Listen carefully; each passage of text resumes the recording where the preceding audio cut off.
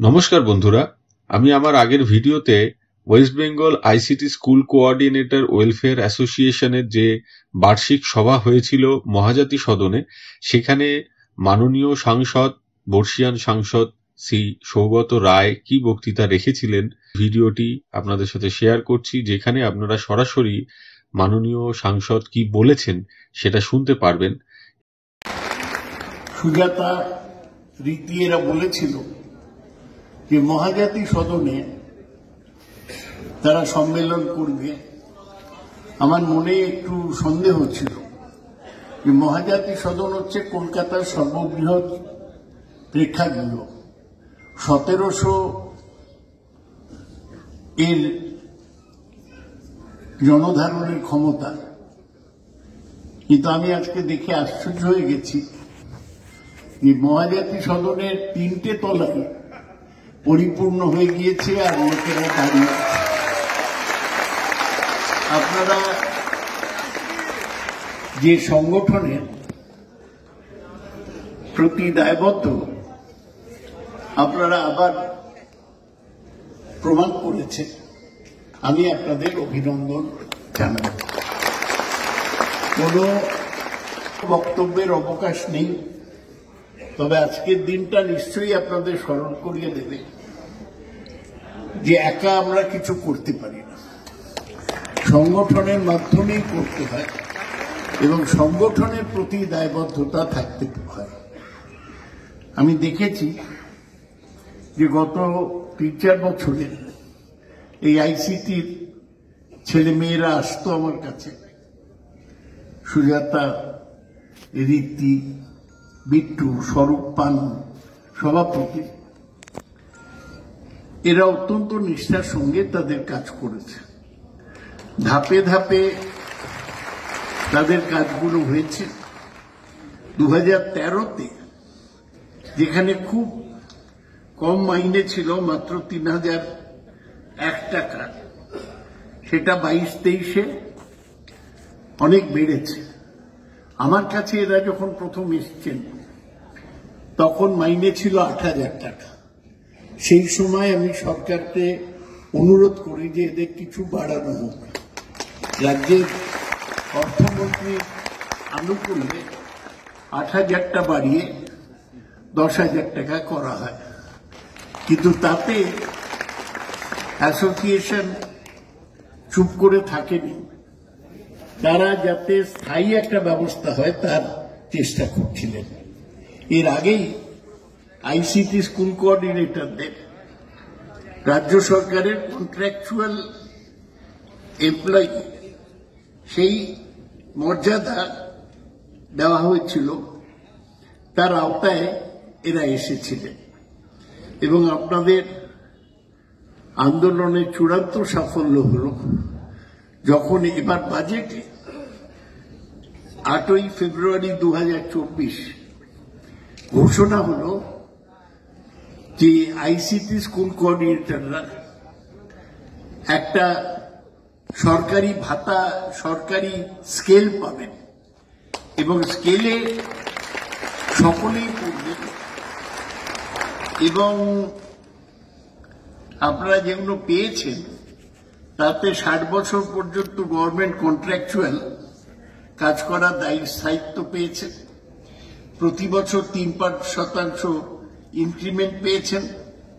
Gratuity হিসেবে 5 লক্ষ টাকা পাবেন এবং বেতন কাঠামো, যার বেতন বৃদ্ধির কার্যকারিতা 2024-এর 1 এপ্রিল থেকে কার্যকর হবে। আমি যেটা আপনাদের নেতৃত্বকে অভিনন্দন জানাই তাদের প্রাজ্ঞতার জন্য। তারা কোনো সময় রাস্তায় নেমে সরকারের বিরুদ্ধে কথা বলে অশান্তি সৃষ্টি করে এগোবার চেষ্টা করেন। তারা আস্তে আস্তে অর্গানাইজেশন বাড়িয়েছে।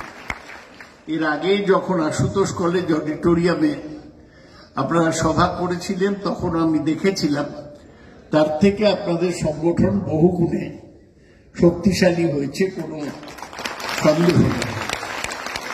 এই চলতে হবে। এখন তো নির্বাচন এসে গেল, এখন হয়তো কিছু হবে না, নির্বাচনের পরও তো এই সরকারই থাকবে পশ্চিমবাংলায়। আপনাদের এবং আমাদের চেষ্টা হওয়া দরকার যাতে কম্পিউটার শিক্ষা সিলেবাসে অন্তর্ভুক্ত হয়, তাহলে স্কুল কোঅর্ডিনেটররা স্থায়ী শিক্ষকদের যে মর্যাদা সেই মর্যাদা পাবেন। এটা সময় সাপেক্ষ ব্যাপার, কিন্তু এই কাজে আপনাদের লেগে থাকতে হবে। অন্য কোনো রাজনীতিতে উত্তেজনাকর কাজে আপনারা যাবেন না। আপনারা যে মুখ্যমন্ত্রীকে ধন্যবাদ দিলেন সেইটা মুখ্যমন্ত্রীর দপ্তরে আপনারা জানিয়ে দিন। আজকে ভালো হতো যদি সংবাদ মাধ্যমের লোকরা থাকতো। আপনারা আজকে যে সম্মেলন করলেন তার খবরও সংবাদ মাধ্যমে পাঠিয়ে দিন, তারা জানতে পারবে যে আইসিটি যা প্রথমে ছিল 800 স্কুলে, সেটা বেড়ে বেড়ে অনেক স্কুলে এটা পৌঁছে গেছে। প্রথমে 800, তারপর 805, তারপর বোধহয় আরো 1200 স্কুলে কম্পিউটার প্রশিক্ষণ হয়েছে। আর আপনারা এখন যে আপনাদের এজেন্সি ছিল, প্রথমে আপনাদের এজেন্সি ছিল ওয়েবেল, তারা দিয়েছিল ILFS কে, আপনারা এজেন্সি মুক্ত, আপনারা সোজাসুজি সরকারের কন্ট্রাক্টুয়াল। আমি তাই বেশি কথা নয়, আপনাদের সংগঠনকে শক্তিশালী ঐক্যবদ্ধ রাখতে বলবো। সংগঠন বড় হলেই অনেক নেতৃত্বের জন্য ঝগড়া হয়। আপনারা দেখবেন যে আপনাদের সবার স্বার্থে এই ঝগড়া যাতে না হয়, সবাই যাতে এক জায়গায় থাকতে পারে। আমি দেখে খুশি যে কোচবিহার থেকে, দার্জিলিং থেকে আপনাদের প্রতিনিধিরা এসছেন এত কষ্ট করে, এত দূর থেকে। এটা ধন্যবাদ দেওয়ার মতো ব্যাপার, এটা আপনাদের রাখতে হবে। এখানে উত্তর 24 পরগনা তারা একটি গীতি আলেখ্য বলুন বা একটা উপস্থাপনা করলেন, সেটাও খুব আকর্ষণীয় হয়েছে। সেজন্য আমি আপনাদের ধন্যবাদ জানাই। আমি আপনাদের উজ্জ্বল ভবিষ্যৎ কামনা করি। শুধু অনুরোধ করি মনে রাখতে যে আপনাদের যেটুকু হয়েছে সেটা মমতা ব্যানার্জি মুখ্যমন্ত্রী থাকাকালীন তারই আশীর্বাদে হয়েছে। এটা যাতে ভুলিয়ে না যায়। এখানে রাজ্য ফেডারেশনের সবাই এসছেন, তাদের সাথেও আপনারা সুসম্পর্ক রেখে কাজ করার চেষ্টা করুন। আমি আপনাদের উত্তরোত্তর শ্রীবৃদ্ধি কামনা করে আমার সংক্ষিপ্ত বক্তব্য শেষ করছি। তো বন্ধুরা, আপনারা এতক্ষণ শুনলেন মাননীয় সাংসদের কথা। এই সাংসদ এই অ্যাসোসিয়েশনের সভাপতিও। আজকে এই পর্যন্তই। সকলে ভালো থাকবেন, সুস্থ থাকবেন। ধন্যবাদ।